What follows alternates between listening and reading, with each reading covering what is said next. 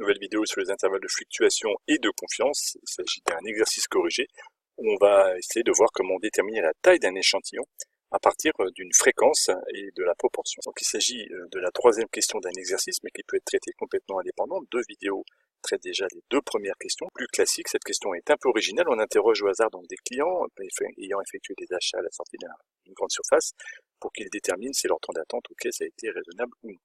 Et là, on dit qu'on a une fréquence observée égale à 0,52 et on se demande quel nombre de clients aurait-il fallu interroger pour estimer que plus de 50% des clients trouvent que le temps d'attente était raisonnable.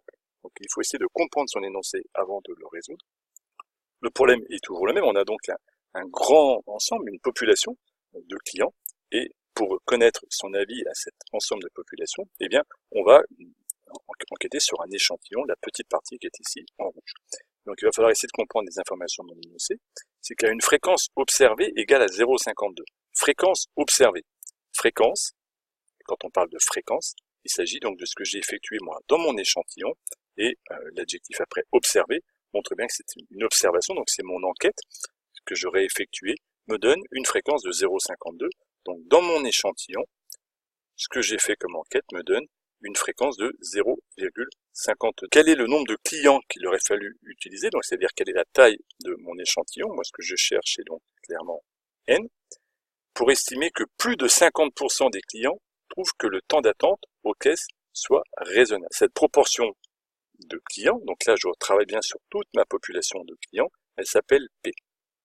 Et je sais que cette proportion P, elle appartient à un intervalle de confiance qui est déterminé par f moins 1 sur racine carrée de n, f plus 1 sur racine carrée de n. Alors, bien évidemment, comme j'ai trouvé f qui vaut 0,52 dans mon énoncé, il va être facile de déterminer f ici, dans mon intervalle de confiance.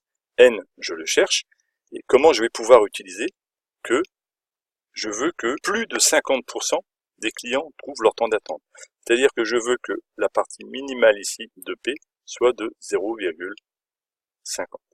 Je veux que l'intervalle de confiance qu'on va déterminer soit au minimum égal à 0,50. Et donc je vais déterminer moi maintenant un échantillon N de telle sorte que la borne inférieure de mon intervalle soit égale à 0,50.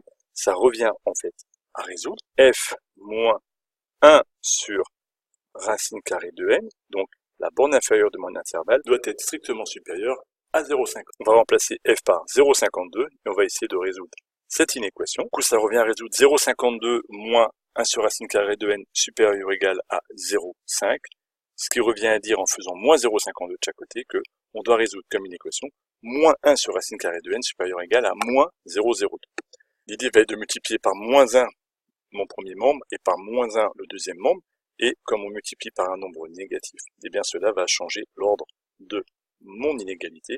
Et cela revient à résoudre 1 sur racine carrée de n inférieur ou égal à 0,02. En faisant un produit en croix, puisque tout est positif, et en fait on peut dire que ceci est divisé par 1, eh bien cela veut dire que 1 est inférieur ou égal à 0,02 multiplié par racine carrée de n, ce qui est équivalent au final de dire que la racine carrée de n doit être supérieure ou égale à 1 sur 0,02, ce qui revient à dire que la racine carrée de n est supérieure ou égale à 50, on fait le calcul, 1 sur 0,2, ça fait 1 sur 0,02, ça fait 50, et en élevant tout carré, puisque tout est positif, cela revient à dire que n est supérieur ou égal à 50 au carré, soit 2500.